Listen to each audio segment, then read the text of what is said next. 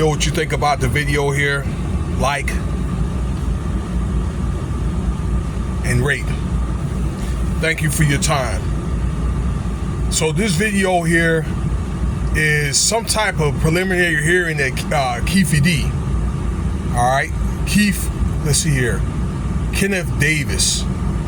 All right, Kenneth Davis was supposed to be this so-called assailant of the offing of the legendary rapper Tupac. Okay, Tupac. Many of you old school guys like myself, you know him. Either you love them or you hate him. Okay, multi-talented.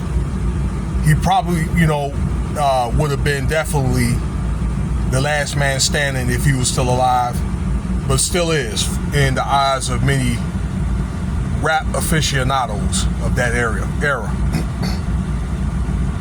All right. Anyway, KeefeD had a preliminary hearing because I thought the other hearing was going to be in March. So obviously, the trial must be in March, and they had the hearing just recently. Okay, of whether they're going to dismiss this trial or go on and move forward with the trial. Okay, for his alleged role in there. I got this article from Ticket TV and he broke it down, and I had to listen to it like 3 times before I wanted to make my analysis on it. So KeefeD's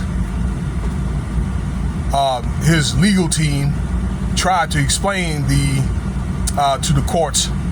All right, they must have had this case in Las Vegas that he did, or insisting that KeefeD did not have a role in this murder.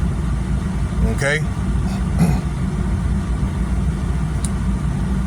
I guess they explained that incessantly and asked the jury and the judge to dismiss the trial. Okay. There was no evidence. All right, of what happened.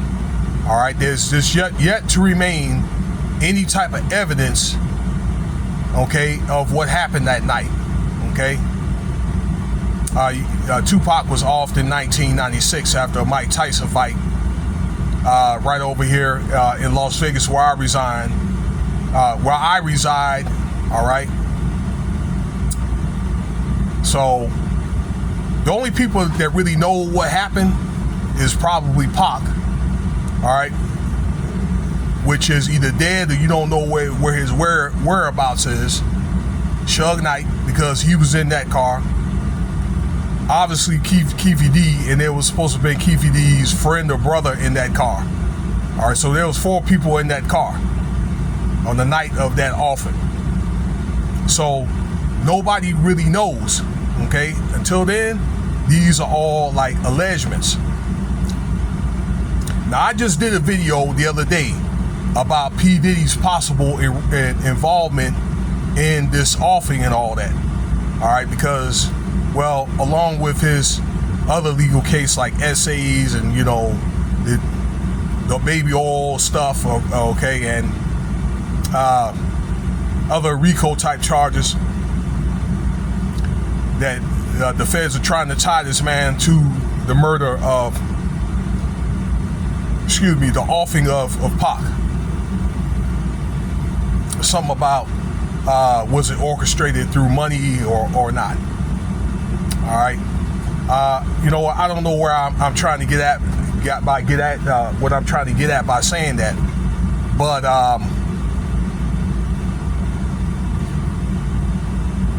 it was one of the things, and I read the article. Okay, it's coming back to me now, where it resurfaced here just a few years ago, but at that time, okay, there must have been some depositions made and all that, and according to that article that I read just the other day, look at the article that I did on P. Diddy like 2 days ago. All right, with he's named 47 times in a document. I just made that video where KeefeD was supposed to have been awarded some type of immunity. All right, and he had some type of deposition that he had to do. I don't know, like in more recent times, maybe I'm guesstimating 10, 15 years ago. And what did he say? He said that he didn't do anything, but he went on these different social media platforms, including Vlad TV, and said that he did, in many of these different articles, that he did off Tupac, and I didn't get caught to that effect by the police and all that. He beat the case, and the police, didn't catch me. And that was the thing that buried KeefeD, that was argued by the judge and the jury. Okay. Now here's he's going to go to trial, and he's probably going to end up going for life. Now, he was awarded immunity, but that deposition that he did in more recent times must have been some type of setup to see if he was law, he was going to keep his mouth shut. Now it's my understanding that the deposition wasn't supposed to have been done. It wasn't legal for him to do that, but he did say no. But KeefeD's biggest mistake was going on these social media platforms, talking smack, running his mouth, about his offing people and stuff like that, and beat the police. That was his biggest mistake on these social media platforms, and that's the reason why the police came and got him. Particularly, like, if you're on Vlad TV, and I'm not saying that he's the police or anything like that. I can't prove that, but he has the feds and different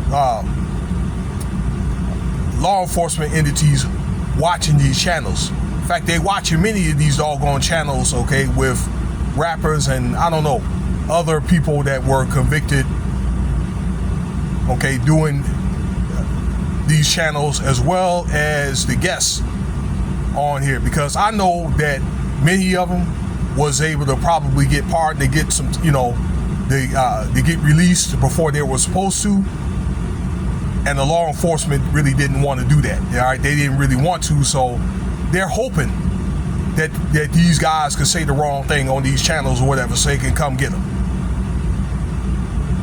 Okay, and the judge, jury, and prosecutor say that anything that you say on these channels can be held against you, and murders have no statute of limitations, and that's what caused KeefeD's demise.